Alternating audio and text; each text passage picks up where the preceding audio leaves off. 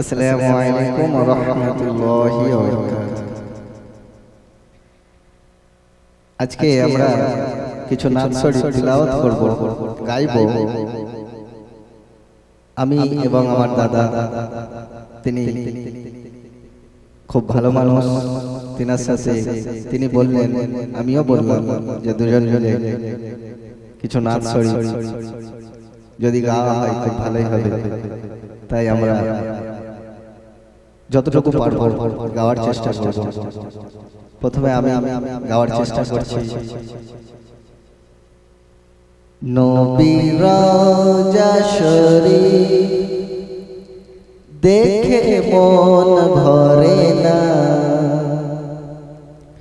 নবীর রওজা শরীফ দেখে মন ভরে না। দিদার দাও গো শাহে মদিনা, দিদার দাও গো শাহে মদিনা। ইয়া রাসূল আল্লাহ ইয়া হাবিব আল্লাহ, ইয়া রাসূল আল্লাহ ইয়া হাবিব আল্লাহ, ইয়া রাসূল আল্লাহ ইয়া হাবিবাল্লাহ। আরশের মেহমান করেছেন আল্লাহ, কত শান কত মান মোর কমলিওয়ালা, কত শান কত মান মোর কমলিওয়ালা। ও গো মদিনাওয়ালা, ও গো মদিনাওয়ালা, করো করুণা। দিদার দাও গো শাহে মদিনা, দিদার দাও গো শাহে মদিনা। জানি মুবারক দেখিলে এক নজর, নূরেতে ঝলমল করবে ভিতর। জালি মুবারক দেখিলে এক নজর, নূরেতে ঝলমল করবে ভিতর। ও গো গফুর রহিম, ও গো গফুর রহিম, কাছে ডাকো না। দিদার দাও গো শাহে মদিনা, দিদার দাও গো শাহে মদিনা।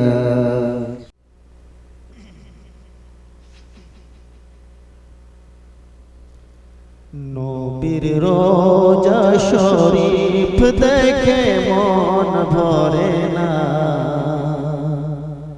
দিদার দাও গো শাহে মদিনা। অন্ধকার কবর লাগে শুধু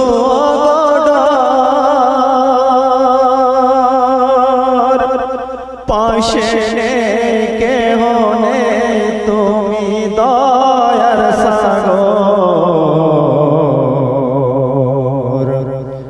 ও গো মদিনাওয়ালা, ও গো খোদার হাবিব, করো করুণা। দিদার দাও গো শাহে মদিনা। আরশের মেহমান করেছেন আল্লাহ, কত শান কত মান মোর কমলিওয়ালার।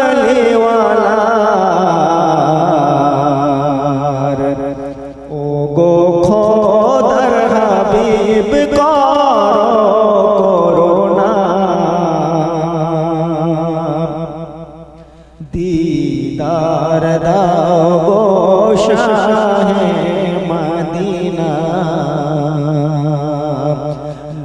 নবীর রওজা শরীফ দেখে মন ভরে না, দিদার দাও গো শাহে মদিনা। নবীর রওজা শরীফ দেখে মন ভরে না, দিদার দাও গো শাহে মদিনা।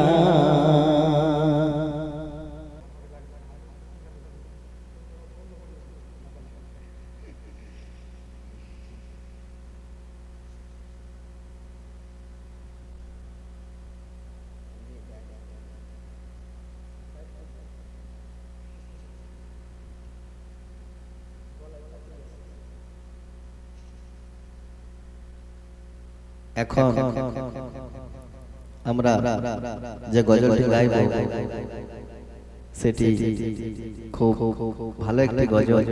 যে গজলটি হচ্ছে জন্ম আমার নবীর যুগে হলে কেমন হতো। কেন না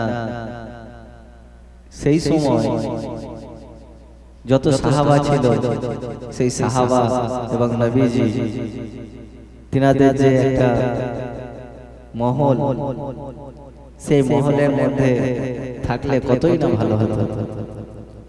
থাকলে কি হতো না, সাহাবা বিলাল রাদিয়াল্লাহু আনহু সেই মধুর আজান আমরা শুনতে পেতাম, যে আজান আল্লাহর আরশ অবধি পৌঁছে যেত। তো সেই গজলটি আমরা এখন গাইব। গজলটি হচ্ছে জন্ম আমার নবীর যুগে হলে কেমন হতো।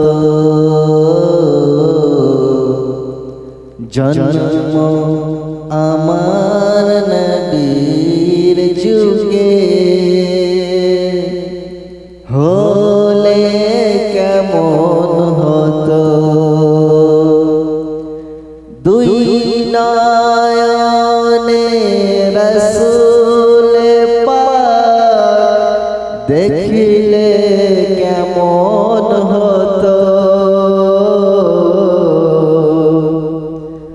আমার দুই নয়নে রসূল পাক দেখিলে কেমন হতো। জন্ম আমার নবীর যুগে হলে কেমন হতো। আস্ত ভেসে হযরত বেলালে মধুর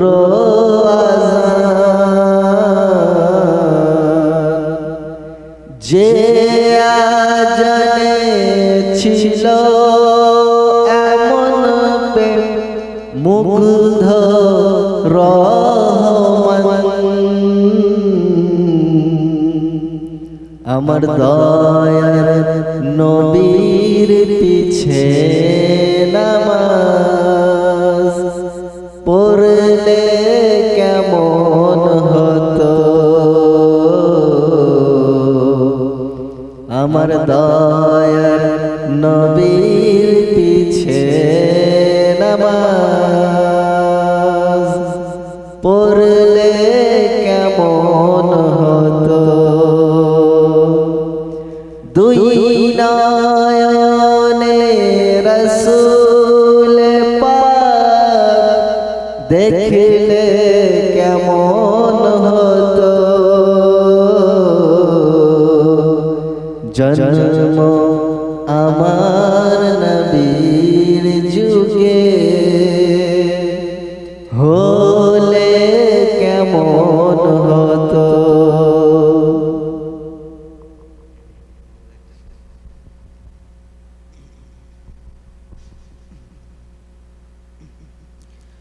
দিনী কত আলো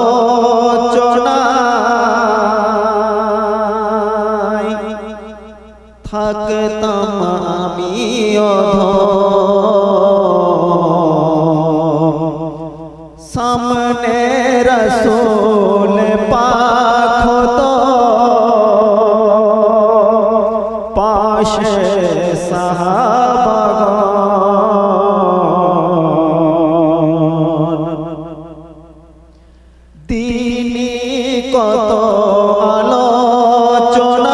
আলোচনায় থাকতাম আমি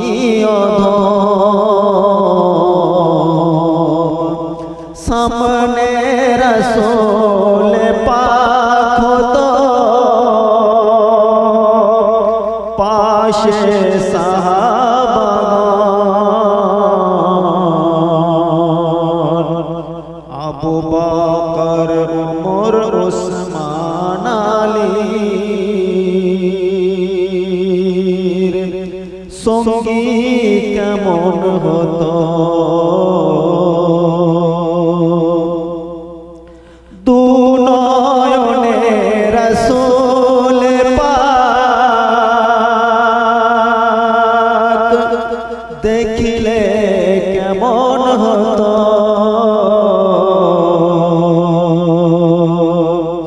দু নয়নে রসূল পাক দেখিলে কেমন হতো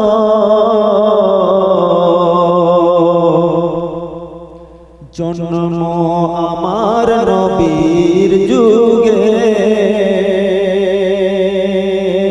হলে কেমন হতো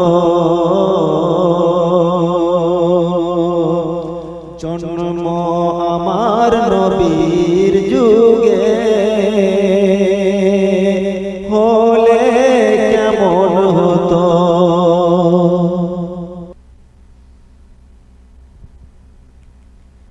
এখন আমরা যে নাত শরীফটি গাইব সেটি হলো আল্লাহর হুকুমে আমাদেরকে সকলকে একদিন না একদিন এই দুনিয়া ছেড়ে আল্লাহর ডাকে সাড়া দিয়ে আখিরাতের জীবনে চলে যেতে হবে এবং আমাদের কার কখন মরণ আসবে আমরা কেউই জানি না যে কারণে বলা হচ্ছে আমার মরণ আসিবে কখন কেউ তো জানে না আমার মরণ আসিবে কখন কেউ তো জানে না আমি চলে গেলে আমায় তোমরা ভুলে যেও না আমি চলে গেলে আমায় তোমরা ভুলে যেও না আমার মরণ আসিবে কখন কেউ তো জানে না আমার মরণ আসিবে কখন কেউ তো জানে না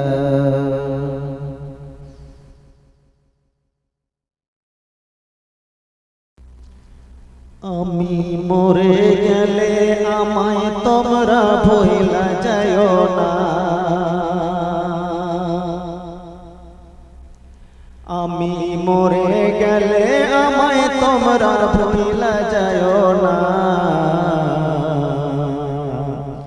আমার মরণ আসিবে কখন কেউ তো জানে না আমার মরণ আসিবে কখন কেউ তো জানে না এই দুনিয়ায় চিরজীবন থাকার জায়গা না অন্ধকার কবর যে আমার আসল ঠিকানা এই দুনিয়ায় চিরজীবন থাকার জায়গা না অন্ধকার কবর যে আমার আসল ঠিকানা সবাই রেখে আমায় চলে যাবে সঙ্গী হবে না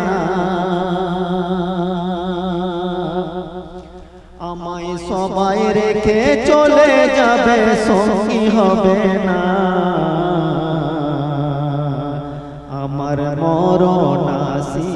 কখন কেউ তো জানে না।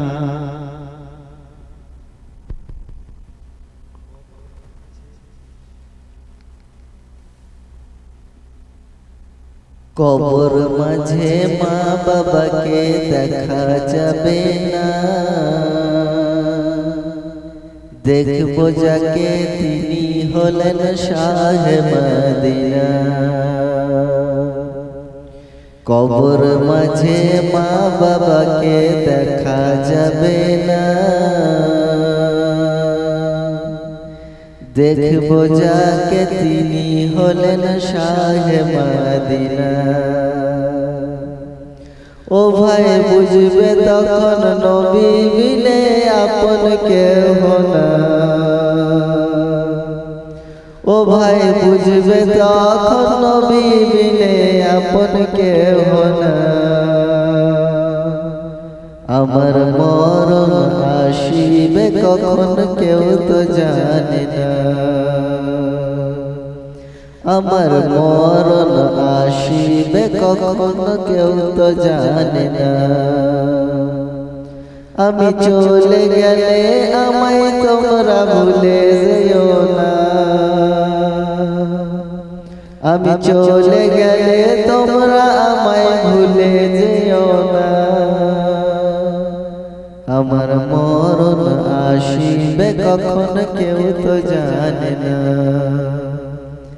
আমার মরণ আসিবে কখন কেউ তো জানে না।